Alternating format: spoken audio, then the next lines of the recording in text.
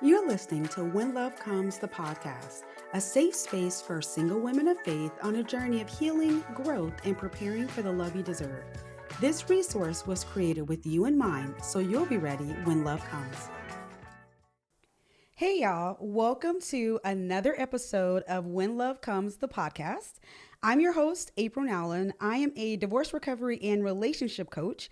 And one of the things that I learned after 3 divorces was that I knew nothing about healthy relationships. I didn't know how to even begin with the healthy relationship, what they look like, what I should expect. So for the last 5 years, I have immersed myself in relationships. I'm talking about education, y'all, reading books, following experts, all the things so that I could bring you guys resources just like this so that you're ready when love comes.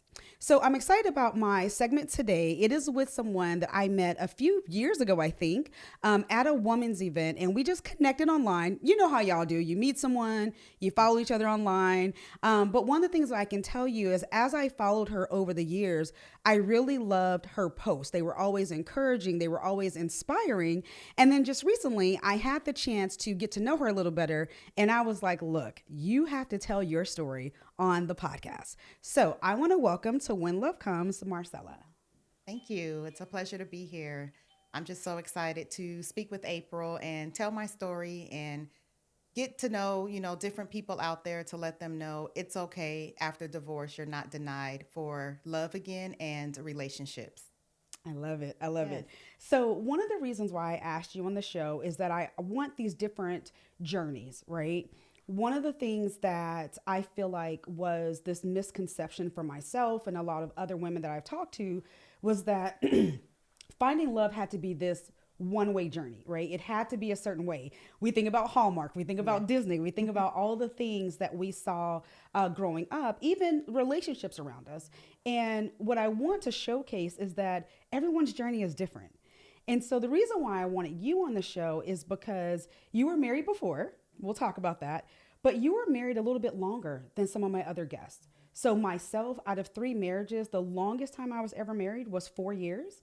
A lot of my other guests, they were shorter, but you've got this unique journey. So, I want you to start kind of at the beginning and tell us a little bit about that marriage and what happened with that. So I got married very young, straight out of high school, if we be honest. And, you're young, a little dumb, don't know what you're doing. You think it's the right thing. At that time, I thought it was. So I'm not going to downplay that I just did it because I thought it was the right thing. I really thought I was in love and knew what love was. So I got married very young. I was 19, and that marriage lasted 21 years. It had its ups and its downs, but you live, you learn, you go through transitions. But it ended not so good. What divorce does end good. I didn't think it would be as hurtful as it was. You thought you can remain friends and keep going, but mine was just a little different, just because of what took place. But I've learned to heal and just to keep going and to keep my faith. To never lose the faith, knowing that if it was meant to be, I would be in another relationship. And I just kept my head up. I didn't become bitter, and I think that's what a lot of women do. They become bitter instead of becoming better and learning from that journey and that marriage and applying it to healing yourself first and recovering versus just jumping into another relationship or covering up what happened to you. Yeah. So I have some questions. I remember I was younger and my uncle and my aunt had been married for like 20 or 25 years and then they got divorced. And to me, that made no sense at the time. I was like, wait a minute, y'all been together for all this time. Why are you just divorcing now? So share with us just a little bit about why that divorce didn't happen maybe at year 10 or year 15, but it happened at year 21. I think for me personally, you try to find resolve. You Mm-hmm. try to create that, oh, let's do better, it'll get better, and you Mm-hmm. cover up things. Yeah. And for me, I covered up the trauma. I Mm-hmm. covered up the unhappiness, and I covered it up with keeping myself busy with the children and all those Mm-hmm. things, and never really finding a point to say this is unhealthy. until it really became unhealthy. And I was like, I deserve better than this. Yeah. And so that's when I took, the leap of faith and just trusted God and said, this is not healthy and it has to end. Yeah. It has to end. Yeah. I've So, never heard it say it that way, but that's so true is when you make a decision to end that marriage, it is a leap of faith because you just don't know what is next. You don't know what's coming. So for you, and not necessarily giving specifics, but for you, what was the defining moment that you said, I deserve better. I need to take that leap of faith? I would say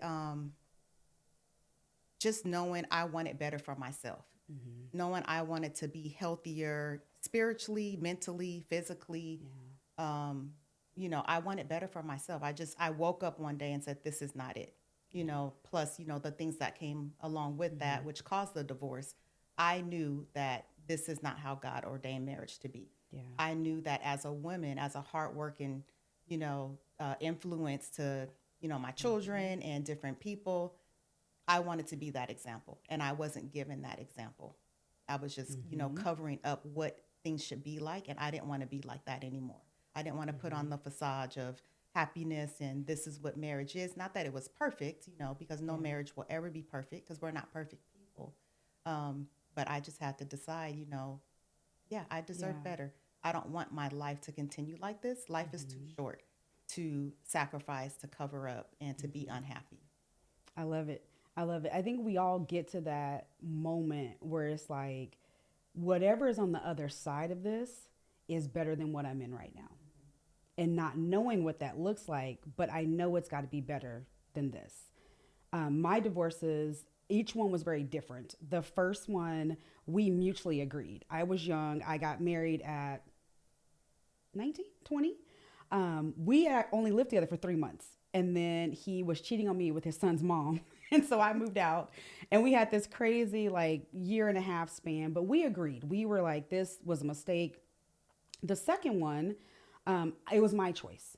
And I saw the trajectory of that relationship. I had just had a baby and I asked myself, what example would I set for her by staying in this marriage? And then the third one, that one was a surprise to me.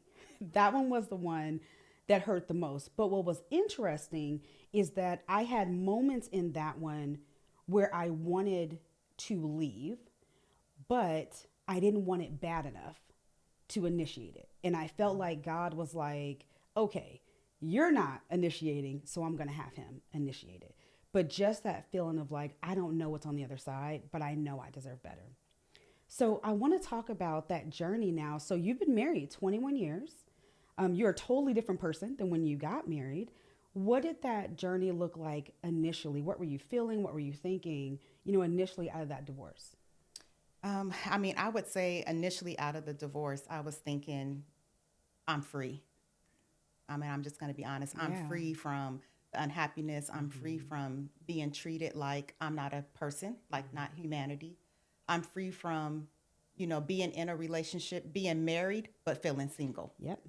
And that's literally how I felt because, I did everything and, not to discredit the father of, my children at all, but your feelings you can't change. It is what it is. That's how your heart feels. And like I said, just knowing I deserve better. And, when you initially get married, the excitement is there.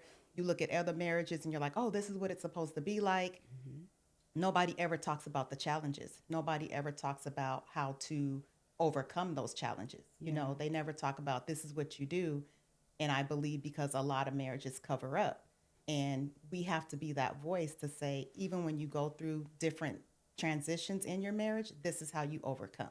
Yeah. And I didn't have that. I didn't have that voice. I didn't have, nobody telling me what to do or how to do it or how to maneuver. So I just felt, after it happened, I felt the weight lifted off of me. Yes. It's a weight that you can't explain. Yes. Even though it was a mutual agreement, started by my ex-husband, I agreed because I knew, and that's what I said, God, if this is meant to be, give me a sign, lift this weight, take away this pain, because I know this is not how you mean for people to live. Yeah. We're meant to live joyful and abundance. And that's what I wanted. That's what I wanted for my life. I love it. Yeah. So you're out of this divorce, you've got this freedom. What was your expectations of single life compared to what it was in reality? I really didn't have an expectation because being married so young, I really didn't know what it was like to be single, not being single as an adult, because right when I turned, 18, 19, Yeah. I was in this relationship. And then I, went from that high school, to being married. So I really didn't have that gap to really Okay. learn about myself or life. Yeah. So I felt like I was kind of clueless and I missed that opportunity of being single, of life after high school, life after becoming an adult. I went straight into marriage, straight into motherhood, straight into business owner. Like everything just came suddenly. Yeah. It was just the doors of opportunity came and they were opened and I just walked in them. So I really didn't have that time to enjoy my life. Not that I didn't at the moment, but Right. I didn't have that experience to be able to speak to, this is what it was before to this is what it Yeah. is now. Cause I just went boom, boom, boom. Yeah. Everything happened ABC Yeah. and just kept happening. Okay. So tell me, what does single life look like for you? What did you do? I just learned myself. I really learned what I liked. Yeah. Because people ask you, what do you like to do? And you're just like, I'm a mom. I like to Uber. I like to Right. cook. I like to do homework. I like to, parent teacher conference. Right. You really don't know what you like. And I just feel like, like I said, all my years, from younger to Yeah. adult, that's what I did. And so I found what I liked. I learned that I, love to travel, love flowers, that might be small, but I like to treat myself. I really learned what self-care was about. I really took the time to inner heal and take care of myself and find me. And I found my purpose, and I enjoy it. I just enjoyed it. I took it day by day. That's Yeah. what I can say. I took it day by day and learned what it was like not to have to just move so quickly and Yeah. be everything to everybody. Yes. I Yeah. was being me to me. Yeah, I love it. You're being you to you. Yes. So one of the things that I enjoy and still currently enjoy being single about that healing journey and that journey of self discovery was doing all the things that just came to mind, right? Or I did all the things that while I was married or my child was younger, I didn't have time to do. So one of the things I found that I love was kayaking. Like I would literally think of stuff and be like, "Oh, I've never tried this. I've never tried that. I've never tried this." So, what did that journey of self discovery look like when you said, you did things for yourself? Did you just do stuff that sounded fun? Did you do, like, what did that look like? I did stuff that sounded fun. I took risk. I've always been that person like, I don't know. But, I was optimistic. I was open to Yeah. try new things, new places, new foods, new, just everything new to see, what life is really like out there. Yeah. Because I felt so confined, just being mom, wife, business owner, all those things that I didn't have the opportunity to explore or didn't take the time to explore. That wasn't a part of my to-do list. It wasn't part of Yeah. my mindset at the moment. So, I just, like I said, I discovered me, I discovered exploring and, you know, look to see what do you really like Yeah. find yourself. You're always liking what the kids like or Yep. what this person likes, but what do Absolutely. you like for yourself? Yeah. And so, I would just take the opportunities, research, and be like, okay, I'll try that. I'll do that.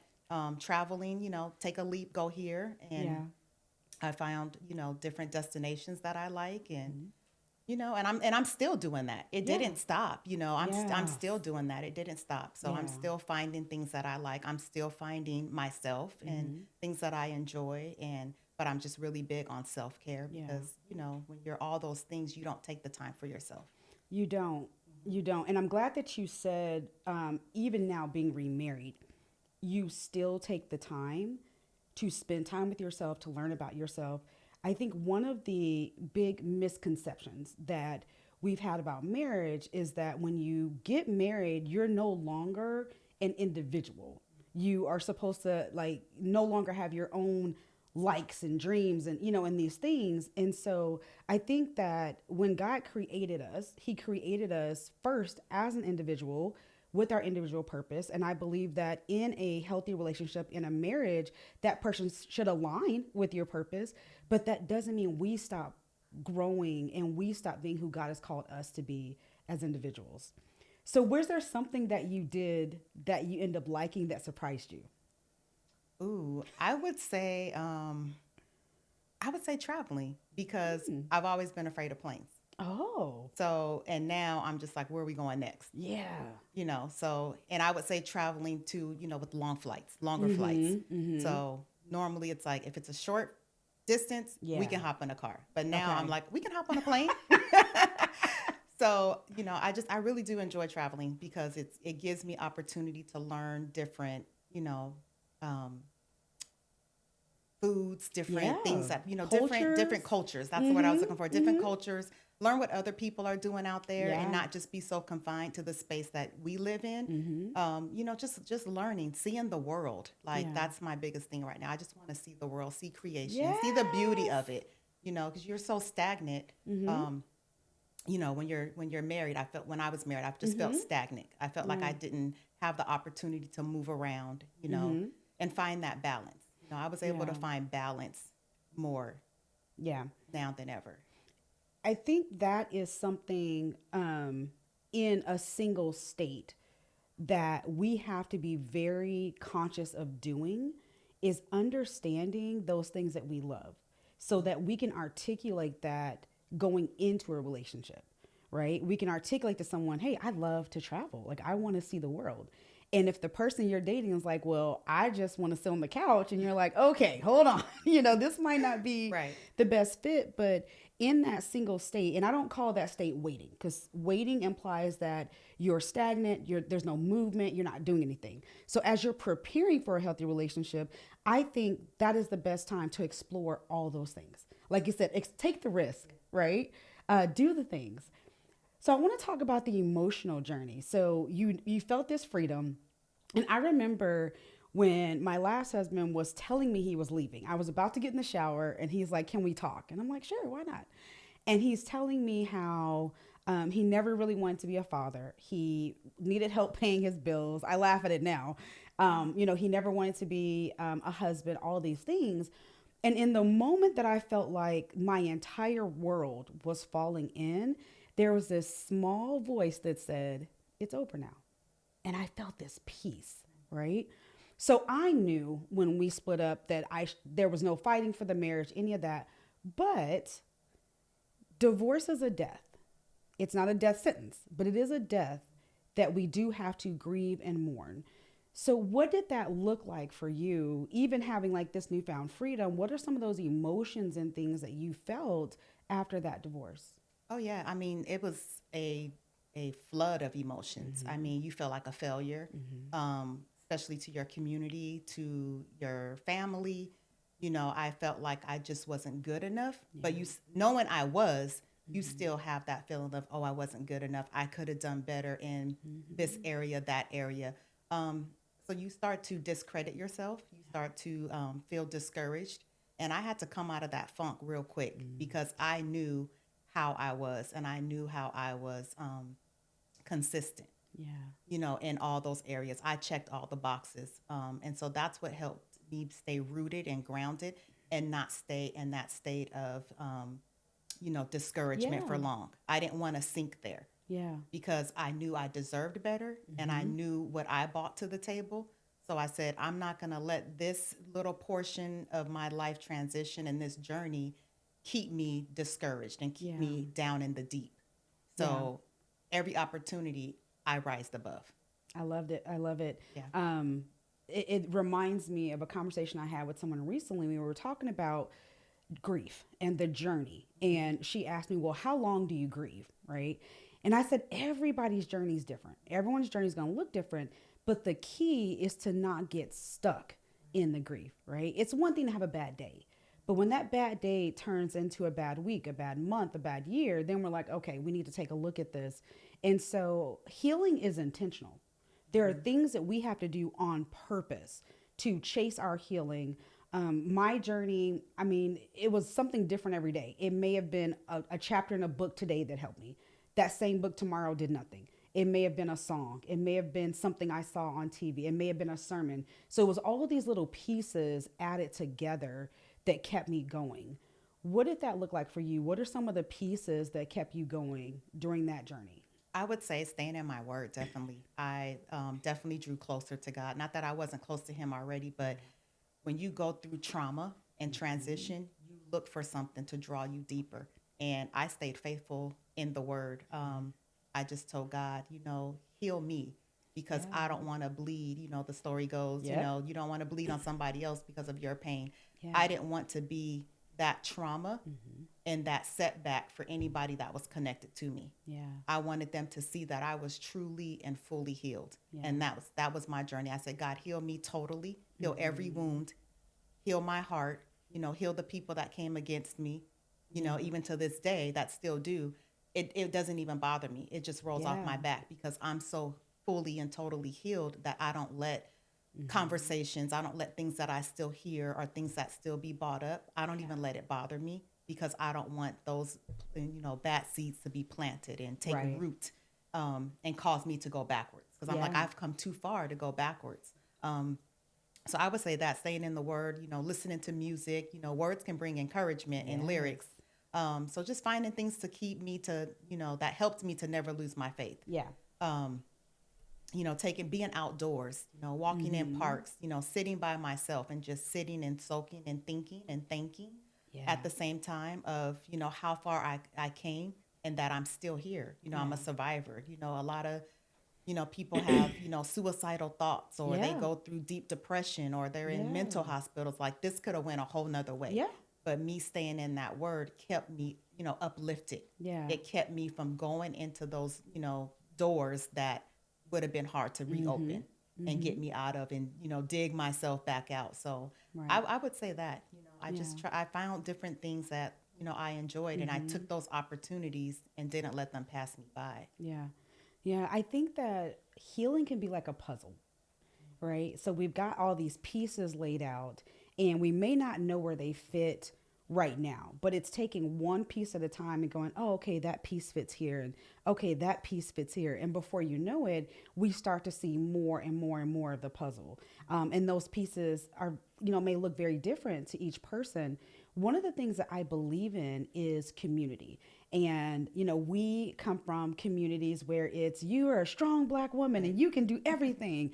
And yes, you can do everything, but you can't do it all at once. You can't do it by yourself. Right, So, right. you can't. So I believe that on this healing journey, community is so important. What did your community look like?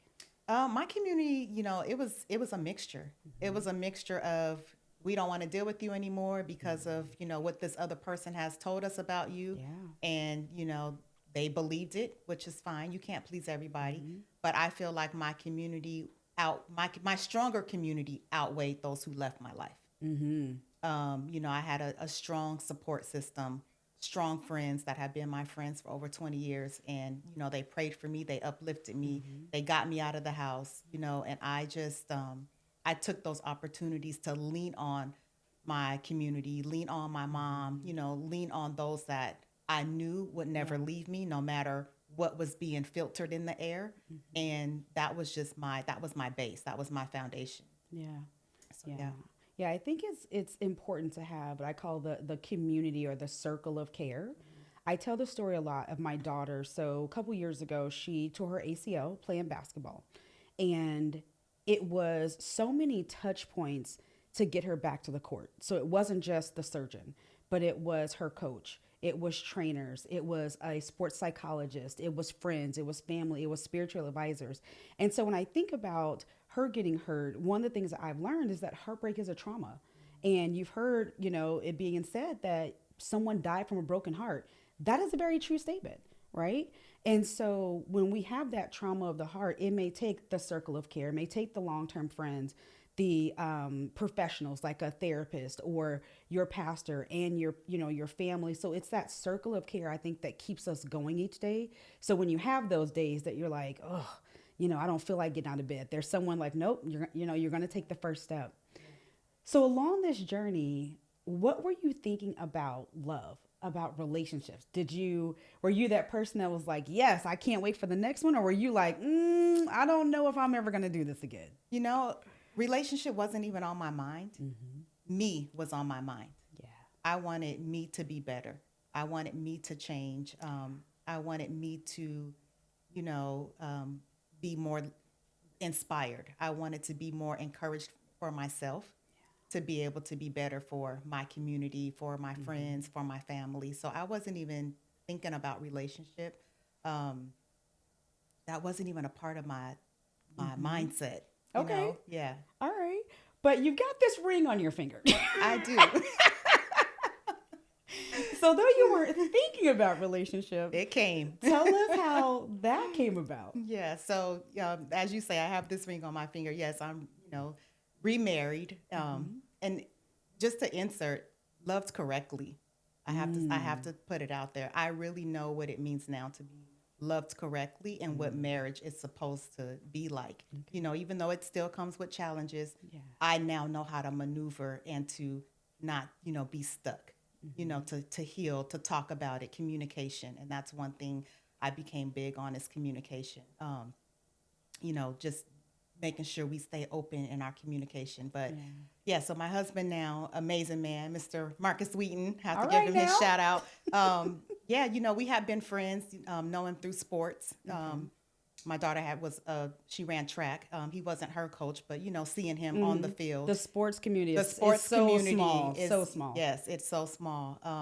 And we just became friends, and he went through a similar divorce like mine, similar situations, married for the same amount of years I was, and we Wow. just got to talking and had so much in common from childhood up until our adult lives now. And we just gelled, and neither one of us after divorce were thinking about marriage. He definitely wasn't thinking about marriage. I mean, he was telling everybody, I will never get married again. Until he met you. Until he met me, yes. And so, stayed friends, and then we just became, closer and closer. And it was just like, we can give this a try again. When you have that feeling like this is like my soulmate, so much is in common. You've grown, you're not young. Yeah. You've been through all the things to know better, to do better. And it's like, let's give this another try.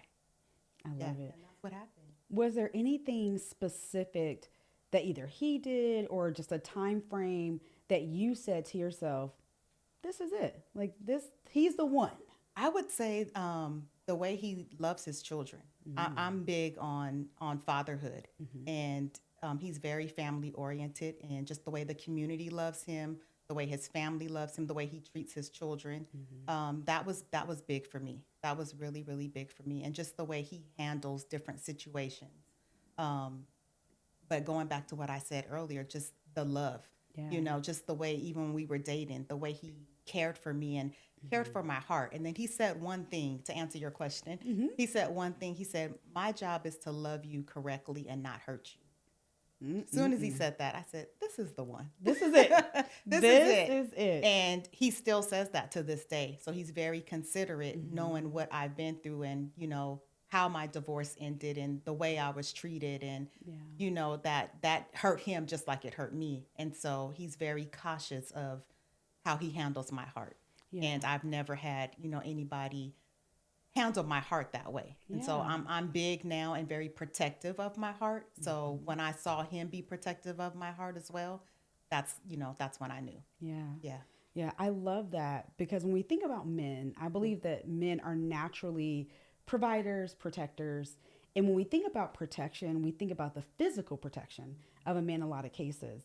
But what I'm finding on this journey is that healthy relationships is when a man can protect your heart and your feelings and that you can feel emotionally safe with him. So what are some of the things that he did that you said to yourself, okay, I'm safe with him. He's protecting me. I would say just the verbal, telling me, reminding me. And it wasn't just when we were dating, he still says it to this day. I'm always going to cover your heart and make sure you're protected. Even when we're out in public, he'll do things which I never had done, for me before. He'll sit where he can see the door. And I pay attention to those small things, and they may be like, oh, girl, that's simple. But to me, that's showing, a physical sign of I'm protecting you.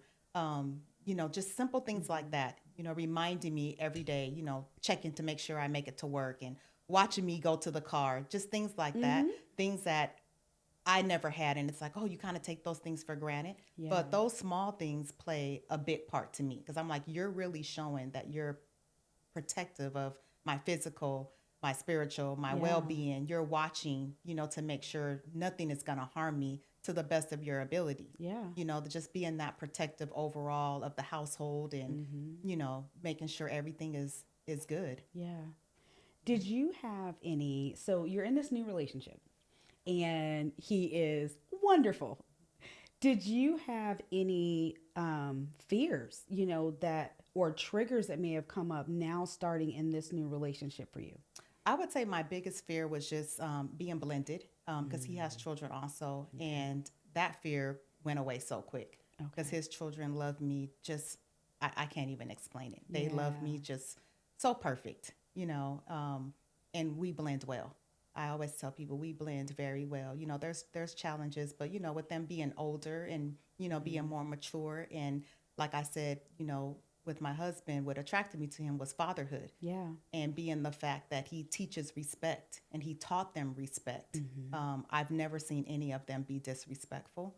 So that was, something that was a fear, but is no longer. Yeah. So yeah. I love it. I love it. I love it. So, Marcella, I want to say thank you again for joining us. And what I want you to do is there may be someone listening who may have been in a long term marriage or just relationship, and they're in that space of, I've just gotten divorced, don't know the future. Like, I took this leap of faith. What would you tell them to encourage them? I would say discover yourself, go to therapy. I didn't mention that, but I went to therapy. I still do. It's good for you. It's good to let somebody else listen and be the outlet that doesn't know you, that doesn't know the other parties involved, and just to give you that sound advice. Definitely stay in your word and pray and ask God for direction. And don't rush to get into another relationship. Make sure you're totally, fully, and completely healed. That way you don't step into something prematurely. Yeah. And just love on yourself. Find what you love. Find that balance, find that structure, and really just embrace the healing journey. And know just because you're divorced doesn't mean you're denied for life again, love again. You're human. We're not perfect. And embrace the life transition and just let the healing come day by day. Yeah. I love it. Yeah. I love it. Thank you again for being Thank you. here. Like I said, one of the reasons why I wanted to have you on the show is because I have met women who were in longer relationships, so that, 15, 20, 25 years. And I feel like the conversations we have is because I have been married for so long before, it's kind of like, I'm good. I don't need love. I don't need this. And it's like, well, you do. I think you're just more afraid of trying again. And what I found is the women that I talk to who've been married, 2, 3 years, it's almost like we still have more of that hope, right? Because like, okay, that relationship was short. I've got this hope. But those who have been married longer or in longer relationships, I'm finding are more apt to be like, well, it'll just be me, myself, and I for the rest of my life. And I'm like, no, you still have time to be loved, to understand love, to love yourself, right? And so I just want to say thank you again for being here. Yes, thank you for having me. I appreciate it. And I love what you just said, don't give up on the opportunity. Yeah. I feel like we look at age sometime and feel like, oh, we're too old. Yeah. We can't try again, or no one's going to take me with kids, my Yep. age, my career. We put in all these fillers that don't even apply. Yeah. Just let life. I love it. Just Yeah. let life Just life. let life. Well, awesome. Thank you again. Thank you. All right, y'all. So I hope you enjoyed listening to Marcella's journey. I enjoyed listening to it the second time.